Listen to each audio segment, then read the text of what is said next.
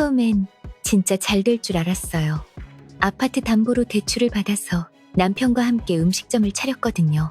아이를 유치원에 보내고 나면 둘이서 가게 셔터를 열며 하루를 시작했어요. 그 시간이 뭐랄까 꽤 설렜어요. 첫날은 정신없이 바빴고 손님들 반응도 좋았어요. 정성 가득 밥상이라는 이름도 마음에 들었고 주말엔 웨이팅까지 생겼죠. 우리 진짜 잘 해낼 수 있겠다. 그런 생각도 들었죠. 하지만 장사가 잘 될수록 아이를 더 잘 돌보지 못했어요. 하원하고 돌아온 아이는 가게 한 구석 테이블에 조용히 앉혀두고 장난감 하나 쥐어주는 게 전부였죠. 미안해. 오늘도 엄마가 바쁘네? 속으론 수십 번 되뇌었지만 정작 아이와 마주 앉아 이야기 나눈 기억은 별로 없어요. 2달쯤 지나니까 분위기가 슬슬 바뀌더라고요. 점심시간인데도 손님이 안 오는 거예요. 요즘은 다들 배달만 시켜 먹어서 그런가 봐. 남편은 그렇게 말했지만 저는 느낌이 왔어요. 뭔가 잘못 가고 있다는 느낌이요. 재료비는 카드로 결제하고 공과금은 밀리고 배달앱 광고도 해봤지만 효과는 없었어요. 카드값이 쌓이기 시작했고 우리는 카드 3장으로 돌려막으며 겨우 버텼죠. 그렇게 몇 달 지나니까 한계에 다다랐고 결국 남편은 신용불량자가 됐어요. 통장 잔고는 마이너스고요. 아침 9시만 되면 어김없이 카드사에서 미납독 촉전화가 울렸어요. 문자 알림만 울려도 진짜 심장이 덜컥 내려앉는 느낌이었어요. 그러던 어느 날이었어요. 아이를 보며 물었죠. 이게 뭐야? 그런데 아이는 대답 대신 내 말을 그대로 따라 말했어요. 이게 뭐야? 그 순간 마음 한쪽이 철렁 내려앉았어요. 말이 느린 건 예전부터 조금씩 느끼고 있었지만 그날은 정말 크게 와닿았어요. 며칠 뒤 유치원에서 상담 요청이 왔어요. 선생님이 조심스럽게 말씀하시더라고요. 언어 발달이 조금 늦은 것 같아요. 전문기관에서 검사 한번 받아보시면 좋을 것 같아요. 병원 예약은 2주 뒤였고 그날부터 인터넷을 뒤지기 시작했어요. 발달 지연, 언어장애 초기 증상, 언어재활, 밤마다 검색하고 또 검색했죠. 눈은 충혈되고 가슴은 계속 조여오고 숨이 자꾸 막히는 느낌, 그런 날들이 이어졌어요. 밤이면 매출장부 보다가 아이 증상 검색하다가 결국은 울어버렸어요. 불 꺼진 가게, 조리대에 기대선 남편, 멍하니 천장만 보는 저, 아무 말도 아무 소리도 없었어요. 어디서부터 잘못된 걸까? 그 말만 수십 번 되뇌이며 그날 그렇게 하루를 끝냈습니다. 병원 대기실에 앉아 있었어요. 아이를 무릎에 앉히고 순서를 기다리는데 제 손이 너무 차가운 거예요. 가슴은 쿵쾅거리고요. 검사실 문이 열리고 우리는 조용히 들어갔어요. 아이를 바라보던 의사 선생님은 조심스럽게 설명하셨어요. 발달 지연이 꽤 있습니다. 지금부터라도 언어 치료를 시작하셔야 돼요. 꾸준하게 치료받는 게 중요합니다. 그 말 듣는데 귀가 멍해지더라고요. 저는 아무 말도 못하고 그저 고개만 끄덕였어요. 병원 문을 나서는 순간 저는 그냥 무너졌어요. 아이를 품에 안고 길가에 주저앉았어요. 아이 손에 쥐어준 진료서를 구겨지도록 꼭 쥔 채 울었어요. 그렇게 한참을 울었어요. 그날 이후로 제 몸이 이상해졌어요. 밥이 안 넘어가고 속이 끓고 명치가 눌리고 병원에선 심한 위염이라 했고 과민성 대장증후군도 있대요. 몸은 점점 망가졌고 면역력이 떨어지면서 아토피가 올라오기 시작했죠. 팔이며 목이며 붉게 부풀고 가려워 잠도 못 잤어요. 거울을 보면 그저 초췌한 여자 하나만 서 있었어요. 그게 나라는 게 믿기지가 않았어요. 가게는 여전히 손님이 없고 우리가 내놓은 매물엔 아무도 연락이 없었어요. 전기세, 수도세 다 밀리고 통장은 마이너스였어요. 독촉 전화는 매일마다 아침 9시에 카드사마다 끊임없이 울렸고 남편은 아무 말도 안 했어요. 그냥 조용히 앉아만 있었어요. 뭔가 말을 꺼내면 또 싸울까봐 그냥 서로 피하게 되더라고요. 어느 날은 진짜 아무것도 하기 싫어서 아이 유치원 보내고 침대에서 하루 종일 안 일어났어요. 몸이 아픈 것도 있었지만 더 이상 아무 의욕이 없었어요.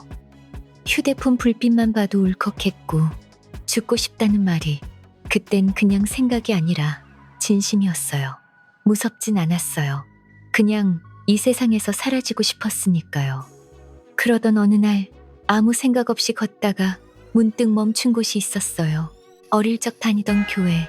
왜인지 모르겠는데 그날은 거기 들어가고 싶었어요. 누가 있어도 괜찮고 아무도 없어도 괜찮고 그냥 세상으로부터 피하고 싶었어요. 문을 열고 들어서는 순간 아무 말도 안 했는데 눈물이 쏟아졌어요. 그냥 서 있었는데 눈물이 계속 흐르고 주체도 안 되고 한참을 그렇게 울기만 했어요. 그날 이후로 저는 매주 금요일 저녁이면 교회에 갔어요. 누가 부른 것도 누가 기다리는 것도 아닌데 그곳에 가야 숨이 트였거든요. 어릴 적 다니던 익숙한 예배당, 불빛은 어두웠고 찬양은 듣기만 해도 마음을 울렸어요. 처음엔 그냥 아무 생각 없이 가만히 앉아만 있었어요. 그런데 이상했어요. 찬양이 시작되면 눈물이 났고 기도 시간이 되면 속으로 이렇게 중얼거리게 됐죠. 하나님, 저 좀 살려주세요. 기도가 끝나고 나면 저는 늘 눈물 콧물 범벅이 됐지만 이상하게 다음 날은 조금 덜 죽고 싶은 마음이 들었어요. 그렇게 나는 금요일만 기다리는 사람이 됐어요. 평일은 그저 견디는 시간, 금요일 밤은 숨 쉴 수 있는 단 하루였어요. 남편은 말이 점점 줄었어요. 계속되는 독촉 전화에 고개 숙인 채 앉아있는 날이 많았어요. 그러던 어느 날 남편이 조심스럽게 말했어요. 나 파산 신청하려고. 이젠 더는 방법도 없고 버틸 힘도 없어. 그냥 힘들어 죽을 것 같아. 그 말투가 참 무겁고 쓸쓸했어요.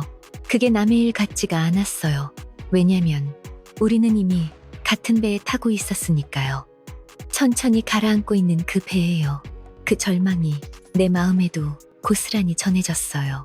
며칠 후 남편은 서류를 정리해서 파산을 접수했어요. 그날 저녁 우리는 오랜만에 같이 밥을 먹으면서 얘기를 나눴어요. 남편은 평소에도 저더러 기름값 든다고 교회 가는 걸 못마땅해 했거든요. 그날도 여전했어요. 기도한다고 뭐가 달라져? 하나님이 빚 갚아준대? 그 말들이 하나하나 빚으로 박혔지만 저는 아무 말도 하지 않았어요.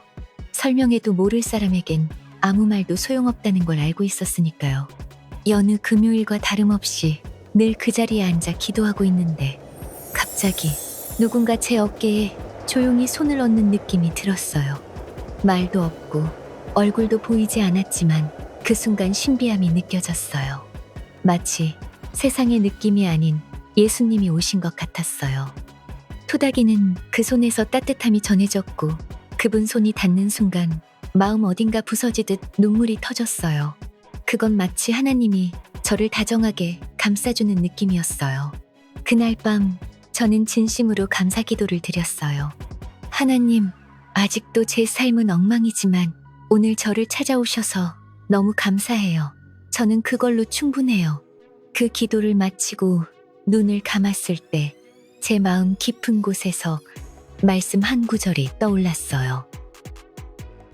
내 영혼아, 네가 어찌하여 낙심하며 어찌하여 내 속에서 불안해하는가? 너는 하나님께 소망을 두라. 그가 나타나 도우심으로 말미암아 내가 여전히 찬송하리로다. 그 말씀 하나가 그날 밤 제 영혼을 조용히 일으켜 세웠어요. 그분은 제게 이렇게 속삭이시는 것 같았어요. 내가 너를 고아와 같이 버려두지 않겠다. 네가 불 가운데로 지나도 타지 않게 하겠다. 그 순간 마음 깊은 곳에서 확신이 밀려왔어요. 지금 이 순간에도 성령께서 말할 수 없는 탄식으로 나를 위해 친히 간구하고 계신다는 그 믿음 하나에 그날 밤 제 마음은 오래도록 조용히 울었습니다. 시간이 흘러도 금요일 밤이면 저는 또 교회로 향했어요. 이젠 익숙해진 예배당, 들어서기만 해도 마음이 한결 가라앉았어요. 찬양이 시작되면 눈물이 먼저 흐르고 기도 시간엔 마음속 깊은 말들이 흘러나왔어요. 하나님, 제발 숨 좀 쉴 수 있게만 해주세요. 오늘 하루만이라도 덜 아프게 해주세요.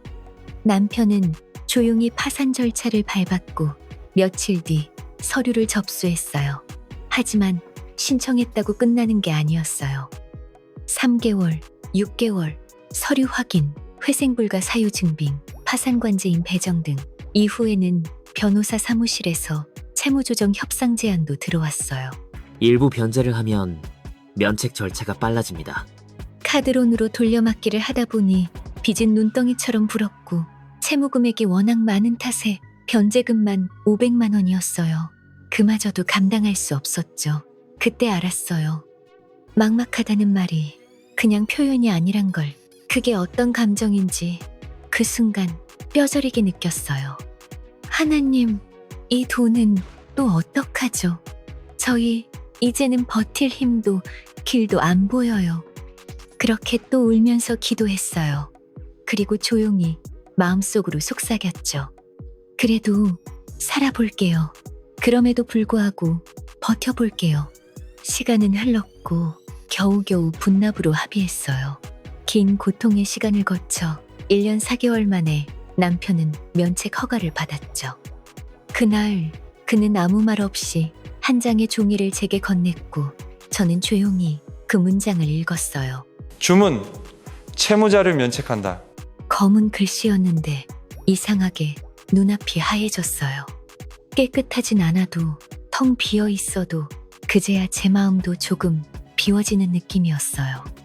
그날 밤 저는 조용히 기도했어요. 하나님, 이젠 조금 숨이 트여요. 1년 넘게 나가지 않던 가게. 매달 관리비만 내고 있던 그 가게에 어느 날 전화 한 통이 왔어요. 가게 보러 가도 될까요? 심장이 멈추는 줄 알았어요. 기대는 아예 접은 지 오래였거든요. 오히려 그냥 이대로 문 닫자고 생각하고 있었는데 며칠 뒤 연락이 왔어요. 가게를 임대하고 싶다는 사람이었죠. 며칠 후 계약이 성사됐고 우리는 시설 권리금 조금 받고 가게를 정리했어요. 남은 빚을 갚기엔 턱없이 부족했지만 이상하게 눈물은 안 났어요. 우리는 가진 걸 거의 다 잃었는데도 말이에요. 아파트도 예금도 가게도 그 모든 걸 떠나보내고 나니까 손에 쥔 건 아무것도 없었지만 마음은 처음으로 가벼웠어요. 현실은 너무 막막했어요. 당장 오늘이라도 뭐라도 해야 했기에 남편은 아무 말 없이 새벽에 집을 나섰죠. 그리고 막노동을 시작했어요. 선택할 겨를도 망설일 여유도 없었어요. 누가 시킨 것도 준비된 일도 아니었지만 지금 당장 돈을 벌어야 한다는 생각 하나가 남편을 움직였던 것 같아요. 저는 아이의 언어 치료에 집중하며 하루하루를 버텼어요. 여전히 빠듯했고 여전히 치료비는 부담됐지만 어느 날 문득 제 입에서 이런 말이 나왔어요. 우리 이제 좀 괜찮아진 것 같아. 이제 아침에 눈을 뜨면 제일 먼저 느껴지는 건 독촉의 스트레스가 아니라 창밖으로 들어오는 햇살이에요. 예전엔 늘 두려움이 먼저였는데 요즘은 그냥 오늘 하루를 어떻게든 살아볼 마음이 들어요. 남편과 저는 예전처럼 큰 소리 없이 가끔 같이 웃을 때도 생겼어요. 그것만으로도 감사해요. 금요일이면 저는 여전히 교회에 가요. 예전처럼 간절하진 않아도 그곳에서는 그냥 나답게 숨 쉴 수 있으니까요. 어떤 날은 기도 없이 그저 조용히 앉아있기만 해도 그 시간이 하루 중 가장 평안해요. 예전엔 늘 고개를 숙이고만 살았는데 요즘은 자꾸 하늘을 보게 되네요. 살아야 할 이유가 생기면 사람은 자연스럽게 위를 바라보게 되는 것 같아요. 모든 걸 잃고 나서야 진짜 소중한 게 무엇인지 알게 됐어요. 그땐 미처 몰랐죠. 절망의 끝에서 마주한 희망. 그건 바로 다시 살아야겠다는 마음이었어요. 생각해보면 그 마음 하나가 제 인생을 다시 걷게 만든 하늘이 내린 기적이었어요. 그리고 그 기적 같은 순간에 제 마음속 깊은 곳에서 한 말씀이 떠올랐습니다. 두려워하지 말라. 내가 너와 함께함이라. 놀라지 말라. 나는 네 하나님이 됨이라. 내가 너를 굳세게 하리라. 참으로 너를 도와주리라. 참으로 나의 의로운 오른손으로 너를 붙들리라.